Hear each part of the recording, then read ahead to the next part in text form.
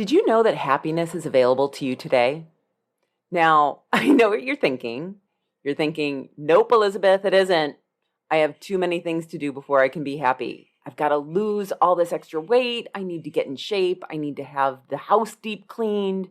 I need to do a pantry makeover. I need to travel to the Greek islands. I need to do all those things, and then I'll be happy. And only then will I be happy. I hear you. I used to think that way too, but today I'm going to share a new tool with you. And if you use it and implement it, it'll help you to become happier where you are instead of waiting to accomplish things in order to be happy. Tune in. You are listening to the Done with Dieting podcast, the podcast for women in midlife who are done with dieting but still want to lose weight and feel good in your clothes. You know that diets don't work long term, but you feel like there's this secret that everyone else knows that you just haven't figured out yet. I am your host, Elizabeth Sherman, and I've helped hundreds of women get off the diet roller coaster, change their relationship with food, exercise, and their bodies. Through this podcast, my goal is to help you too. Welcome. Let's get started. Hi there. Welcome to today's podcast, episode number 69. And what we're talking about today is a concept called measuring backwards, which probably doesn't make a lot of sense, but it will by the time I am done with this podcast episode. First, before we get into that, I just want to tell you that I recently finished a book. It's called The Gap and the Gain, and I think I'm going to use it for one of our future book club books because it really is such an amazing book. In fact, it really changed a lot of how I perceive my own progress. And one of my clients, I recommended it to her, and she said it changed her life. Today's podcast is actually heavily borrowing on that book. A few months ago, after I read the book, I started a different morning and evening routine. My morning routine was already pretty solid. I already had a good grasp of that. And what I mean by that is I wake up pretty early in the morning, earlier than I probably should. But I really love having those hours in the morning to myself when no one else is awake and it's quiet. I can do whatever I want and really settle my mind, ease into the day as opposed to being woken up and starting, not even realizing what was going on, right? When we wake up in a jarring state, it sets the mood for the rest of the day. And I acknowledge that I have the luxury of being able to have a morning routine. I understand that not everyone can. But if you are able to create a morning routine, even if it's 15 minutes of just sitting with your coffee on the couch and thinking about what do I want to accomplish today? It doesn't have to be a complex thing. And for a long time, I made my morning routines be very regimented. Like first I was going to do this, and then I was going to do this, and then I was going to do this third thing. And it started to feel really boring. Since I've changed my morning routine, I have a buffet of things that I choose from. Sometimes I'll watch coaching calls. Sometimes I'll do some personal development. Sometimes I'll do journaling. I always do a little bit of what's called PQ reps. Positive intelligence. I think I mentioned that on a previous episode where I'm doing this certification called Positive Intelligence. And one of the things is these things called PQ reps, which are a little bit different than meditation, but it really allows you to center yourself to what's happening currently in the moment. So anyway, I have these series of tasks or things that I like to do that I do first thing in the morning. And it really allows me to set the intention of the day and then also just feel better about moving throughout my day. One of the other things that I've started doing from reading this book is I've also started an evening routine. And part of that has been limiting my social media. I have an iPhone and I now have the downtime specified on it so that I don't have access to certain apps. I record these episodes pretty far in advance. And so last week I was in Austin, Texas, doing a mastermind with 1,800 other coaches. It was amazing. And while I was there, I can't remember why I did this specifically, but I turned off my downtime. I didn't intend to do it long term. I just meant to do it for that night. And what happened is I was shocked, even though I had basically a few months where I wasn't allowing myself to use social media first thing in the morning or last thing in the evening, I fell right back into it. And I was like, wow, immediately I would wake up and I would see that icon to go into Facebook and to go into Instagram. I would immediately go into it. And it really made me appreciate my morning routines a little bit better because it showed me the difference between being social media free and then having social media and how it affected my mood for the day. So my morning and evening routines, one of the things that I do is I write in a journal every day. It's kind of like the 5-minute journal where you just write a few things down very quickly in the morning and then again in the evening. And so one of the things that I do every day is in the end of the day, I write down 3 wins that I'm going to have for tomorrow. I also acknowledge the wins that I have for the day. And then I also give my brain a project to start working on as I sleep.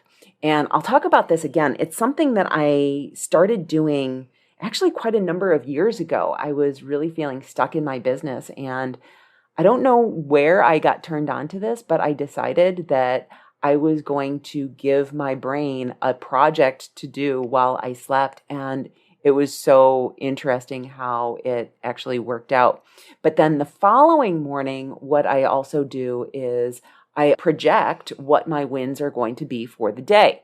Now, why I started doing this is because, first of all, you've probably heard me talk about what's called cognitive bias before. Cognitive bias is the idea that our brains are very negative. Our brains are also very narcissistic, meaning that they make everything about ourselves. It's raining. What does this mean for me? The price of gas went up. What does that mean for me? So our brains are always interpreting the circumstances and the events that happen in our lives and thinking that they are all about us when most of the time it's really not. Again, our brains are very negative, so they immediately go to, why is this a disaster? Why is this a terrible thing? And I really want to become more positive in my life. It's a goal of mine because, I don't know, I just have this belief that negativity really breeds disease. I don't know if that's true or not, but it's a thought that I have and it serves me, so I'm going to stick with it. And so I really want to feel more positive in my life, especially about myself and about what I've accomplished. Why I've started this 3 wins practice is because of cognitive bias. When our brains are negative and our brains always love to be right, what they will do is any belief that we have, so the belief that we're not enough, that we're not doing enough, that we're not productive enough, that we are just failures in life, our brain goes there. What will happen then is if you already hold those beliefs, your brain is going to go out and is going to find evidence of why those beliefs are true.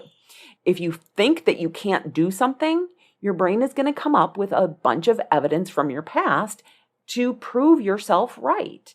But what this routine of practicing 3 wins every single day, acknowledging what I've accomplished and what my wins for the day has done, is it's actually made me a little bit more positive, and it started the process of my brain acknowledging what those wins are. It allows us to then have cognitive bias on the positive side as opposed to the constant evidence that we have that we aren't doing enough. And so by refocusing my brain on the wins from the day, the week, and the month, what it's doing is it's allowing me to feel better about myself. Now, I've also brought this practice into both the Feel Good Sisterhood, my group coaching program, as well as in working with my one-on-one clients, because it allows my clients to start shifting their focus too. So often we downplay what it is that we've accomplished. And we're always in the back of our heads, we're like, yeah, but that's not good enough. I know that I never exercised before, and this week I walked 3 times, but I really wanted to walk 4 times, and so I really didn't win. We do that to ourselves. We always downplay what we've accomplished. What this is doing by creating these wins within my practice with my clients as well as my group coaching program, what it's doing is it's starting to change their brains as well to be more positive. And if this is something that you want to do, of course, I'm going to encourage you to work with me. You can do that through either going to elizabethsherman.com/group coaching, find out more about the Feel Good Sisterhood, or you can go to elizabethsherman.com/private coaching to learn more about working with me one-on-one individually and what all that entails. But earlier, I mentioned something about doing positive intelligence or PQ reps. And what this habit does is it allows me to become the watcher of my brain. And all of us have a judge as well as these 9 different, what we call saboteurs. The saboteurs are things like avoiding negative emotion or avoiding negative circumstances, trying to control the situation, being a pleaser, needing to always be an achiever, being a worrier, being a victim, or needing things to be perfect. Those are just some of them. And so what these PQ reps or this present meditation does is it allows me to notice when my lower brain, my judge, is running the show. And instead, it allows me to think from my higher brain, my future self. Now, we all have this judge, and this judge tells us that we can't be happy yet. Our judge is constantly in the background of our brain telling us that what we've accomplished already isn't good enough, that we need to do more. The judge tells us that we need to do or have X, whatever that next thing is, and then we can finally be happy. Whatever that next thing is in our lives. So getting married, for example, or graduating from college or law school. Perhaps it's, yeah, I have this house or I'm in an apartment, but I really need to buy a house and then I've arrived. Or I need to have that car because that car is a status symbol. Or those shoes are really going to make me feel happy. Many of us, probably, if you're listening to this podcast, one of those thoughts is, I'll be happy when I lose the weight. I'll be happy when I can run 5 miles without stopping.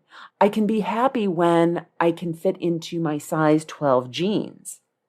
The problem with this thinking is that once we get the results, I fit into my size 12 jeans, I buy the house, I get the degree for law school, I buy the car, the fancy car, or the flashy shoes, and they make me happy for a brief minute. And then the brain kicks in, our judge kicks in and tells us, okay, but now the next thing you need to do is whatever the next thing is on that list. The shoes are fantastic. We love the shoes, but then they start to get scuffs on them. And so they're not as fancy as they were when we originally got them. But here's the thing, nothing outside of ourselves can actually make us happy. Our partner can't make us happy, our kids, our house, our job, the car we drive, the purse we have, the degree we've achieved, or our weight. None of that can actually make us happy. Can you remember a time when you pursued your partner or you pursued your car? You dreamt of this car. You were like, oh, when I get this car, it's going to be amazing. I'm going to be so happy. And now you look at your car and you're like, yeah, the car's okay.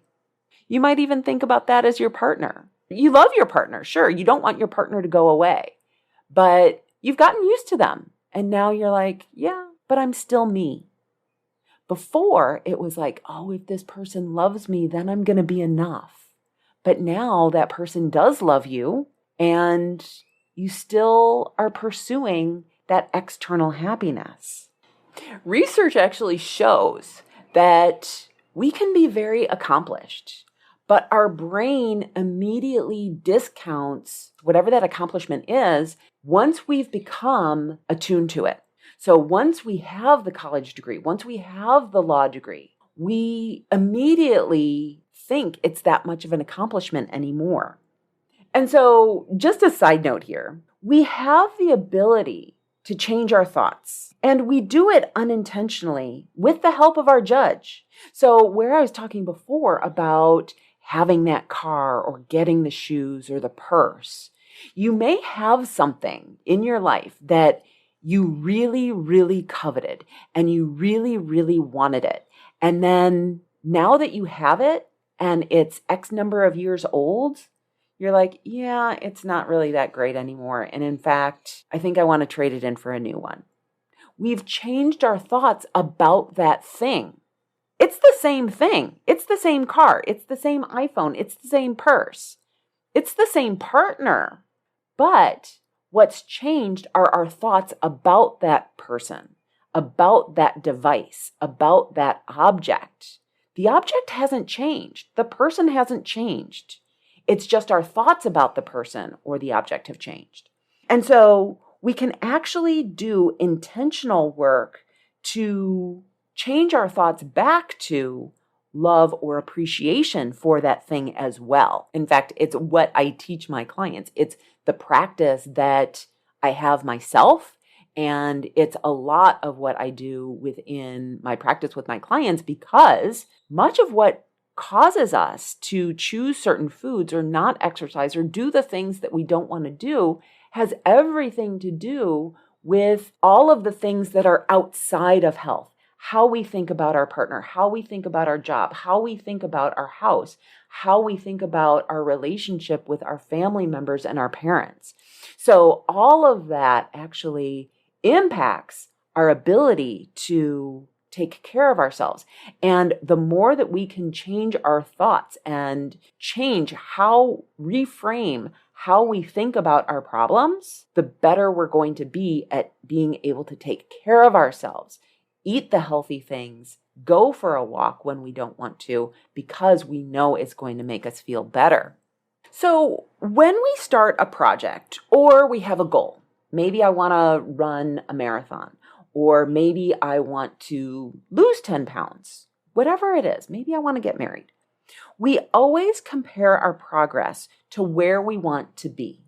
We always compare where we are today to this fictional ideal place sometime in the future. Within my practice, I definitely work with this with my clients. I have them create a vision of what they want their futures to look like. And the reason that I do this is so that we can actually have a plan of where we want to go. The problem is when we start comparing where we are today to that ideal. Here's the thing, the ideal actually changes. When I think about where I am today, what my eating habits are today, and what my exercise habits are today, what my sleep habits are today, what my stress management habits are today, and also how I think about my body, I think about that I am absolutely not perfect. And I don't think that we ever think that we are perfect. However, when I think about the version of myself who started this journey 20 plus years ago, she probably thinks that the habits I have established today are pretty freaking perfect. If I was doing back then what I'm doing today, I would have thought that I was rocking it. And so going back to one of my previous podcasts about doing B- work, the goalposts always change. The ideal changes. Could I be better at eating healthy? Probably, but why would I want to do that? I feel like I'm pretty good right now, and that's all I can ask. I'm doing B- work. I'm doing good enough. As you progress towards your goal, as long as you're doing B- work, what's going to happen is that B- work is going to get better and better and better.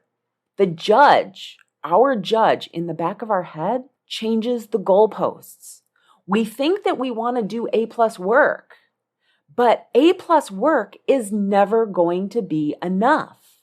We always feel like we could do something better.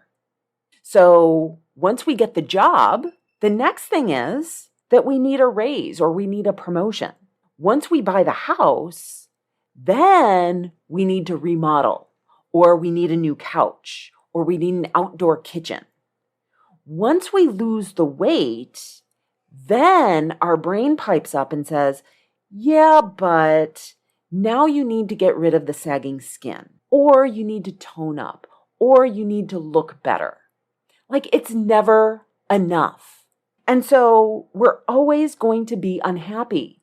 We think that once we get to the goal, we're going to be happy, but we're never going to actually arrive. Our brain will not let us. By celebrating our wins, by measuring backwards to where we were, we refocus our brains on how far we've come.